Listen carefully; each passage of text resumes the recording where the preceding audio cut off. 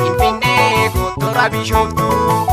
Finfinnee horri gullallee jirti. Finfinnee achumatti kottu. Finfinnee reemichi bajjechaan. Finfinnee har'an duraan jinne. Finfinnee qeerroo amii sabaa. Finfinnee fuuldura hiriirree. Finfinnee naannoo tanteenyaa waliin irra bashaannaa.